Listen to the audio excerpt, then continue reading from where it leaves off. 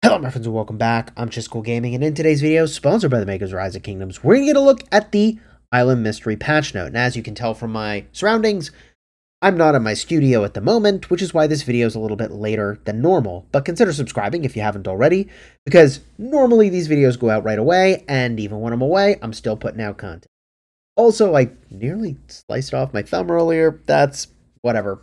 I have a band-aid on it. It's going to be fine. I realized waving it in front of the camera, you can see that. Let's talk about the Island Mystery. And subscribers know I've got timestamps. You can jump to whichever part you'd like, all right?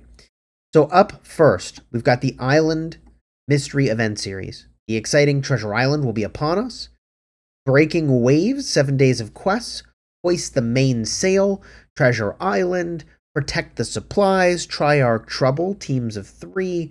And, well, see the event calendar. Cool. I mean, we've seen a lot of these events before. I'm hyped for some new stuff, so what do we got? New events coming in. The Dark Fortress Raid.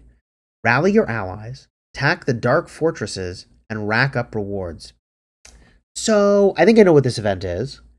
And it's funny because actually I know a lot of what's in this patch because it's in Call of Dragons. Funny enough. And the Call of Dragons team, as I understand it, works very closely with the Rise of Kingdoms team for their content. This, if I'm predicting correctly, is going to be something that you rally with like a lot of people. You do a bunch of damage, all the damage gets totaled up or tallied up, and you get rewards based on the total damage your alliance has done and how much you've done. That's my suspicion for what this is. As far as events go, if I'm right about what this is, it's not exactly my favorite style of event. Because it's like very much like straightforward, like it's a DPS check. If it is what I think it is. A lot of games in this genre have a DPS check style event, but we'll see if they add one into Rise of Kingdoms. They put it into Call of Dragons, and I think it would not surprise me to see it here. Up next, Event Optimization, Soroli added the new Shift skill. Optimize Clean Sweep skill. Allow ranged troops to play a greater role. Okay, sure. Champions of Olympia added new engineering blessings. It does make sense. Like, engineering should be a part of all of these things. Ark of Osiris optimizations added a new Lost Kingdoms buff option for custom matches. Really cool that we can actually use Ark of Osiris as like a test environment for things for KvK. So actually very, very cool. I'm very interested in that. In the Silver Battlefield, governors who do not enter the battlefield or leave midway will be replaced by bots. This to me feels like a slam dunk great choice. I love that they're doing this. Like, people constantly complain about matchmaking. What's a huge factor in matchmaking? Like, obviously, whether or not someone actually shows up. So I like this change. Added a new interactive tutorial battlefield. You play the tutorial the first time you enter Ark. Okay, cool. Golden Kingdom optimization. When entering Golden Kingdom, your troop lineup will default to your lineup from the last time. Some of these quality of life things are like so obvious once they've done them, but until they've stated them, it's like, yes, we like totally needed that, and I didn't know that I needed that. Added the ability to skip battles. If you choose skip, it'll be simulated and you've shown the results. Can't you already skip in Golden Kingdom? But it'd be like cool to skip before you even like enter. Like, yes, a skip would be good. Abandoned chests are now claimed with a single tap. Okay, cool. Hunt for history. I'm surprised to see they're changing this. What are they doing? During the archaeological dig event, you can now earn a fixed number of hammers by completing event quests rather than finding them randomly. I honestly thought the way that it worked before was perfectly fine. Adjusted the layout of the hammer shop. You can now purchase hammers with gems and purchase ample archaeology bundle via the hammer shop page. I don't know why they're changing this. When reaching a regular or occult treasure floor, the floor reward will default to the reward you selected for the prior one. Right. That's one of those quality of life things that just makes a ton of cool. In addition, the Smithy Special Holy Night Hunt for History now includes a quick overview of the legendary equipment you currently have equipped. Interesting. The first thing I do if I don't have some project in mind, is I go to my equipment to figure out what I need to upgrade. So something that helps me do that from the event screen is cool. Now, what do we get? King of All Britain story optimization. Up to this point, by the way, this feels like a pretty minor update to me. I don't see major things in here. The process for selecting your camp's starting province has been removed. Camps will now be automatically assigned a starting province based on matchmaking results. Interesting. That's interesting. I think that could be good. I'm not entirely sure. Let's see what else it says. The Eve of the Crusade event for King of All Britain is now the same as other stories, with the kingdoms earning buffs based on their event ranking. So the thing is that in King of All Britain, like, one of the camps is like all damage. It's just like obviously the better thing to take. So I don't know. New crystal technology systems will be pioneer tested in Warriors Unbound and King of All Britain. Tides of War and Heroic Anthem will continue using new crystal tech. Cool. I think the new crystal tech's good. I think they can just roll it out, man. I don't know what they need to test, but I'd just roll it out. It's good enough to be rolled out. Maybe there's technical things they need to test. Other optimizations and new content. Battle report ratings have been optimized. For merged battle reports, your rating will be based on how many enemy units you killed or self-wounded. You know, here's the real, okay? If you did good, you did good. If you did bad, you did bad. It does suck to have it in your face. Hey, you suck. Which is how certain percent reports feel. But it doesn't change that is what happened. It's just now you know if you suck or not more easily. So it'll be interesting to see what they did with these battle report ratings. I don't know that they're inherently bad. Like, is it inherently bad to know the truth of what just happened when you ran your marches out in the field? If you care about getting better, then, like, you want the truth of, like, here's what happened.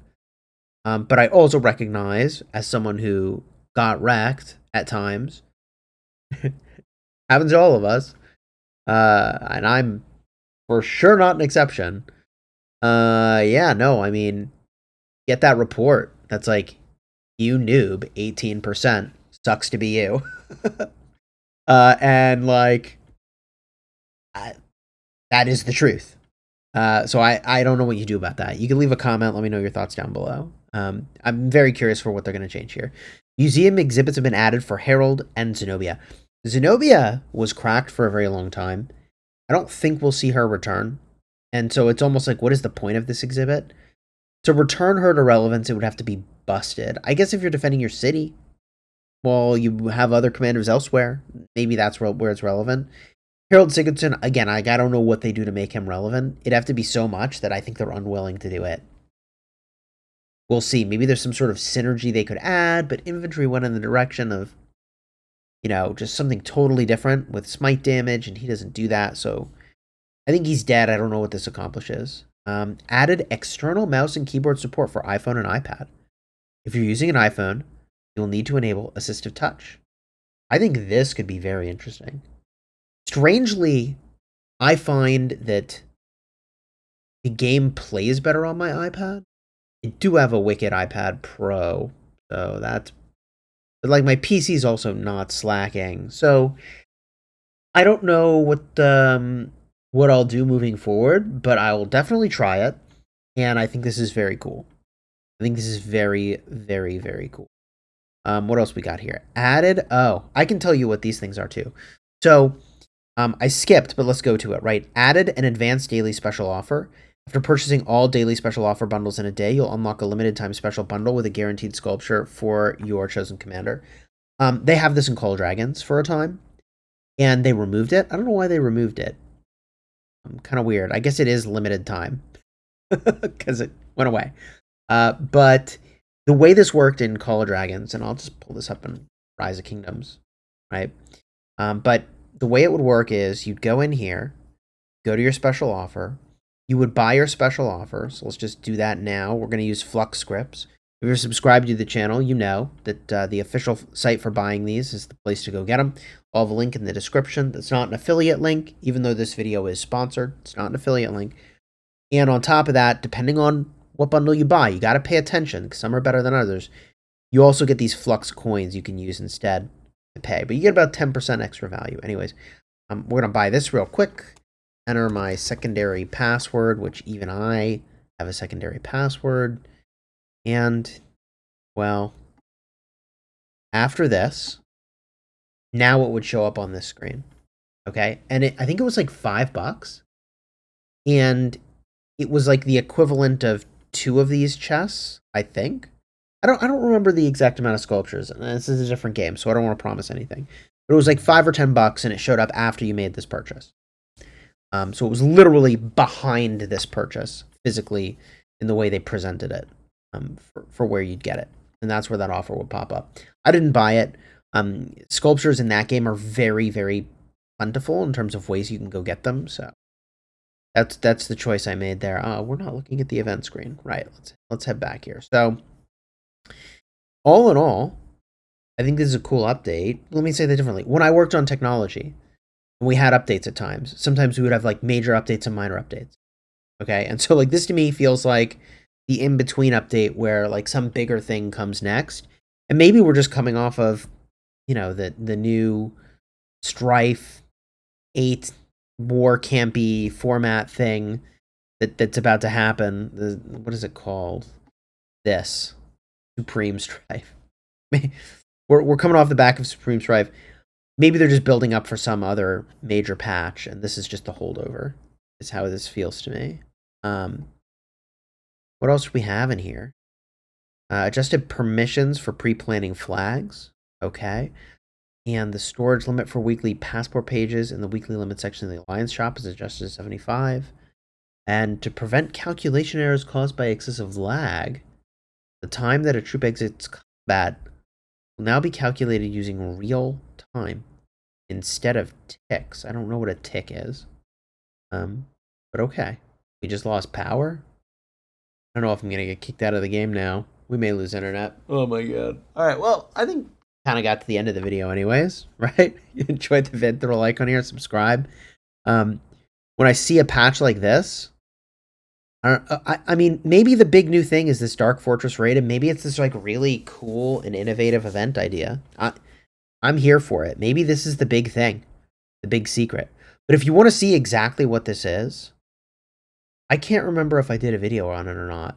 But if I did, I'll have a card in the end screen for it from Call of Dragons, all right? And if you don't see a video for that and you're like, where's the vid?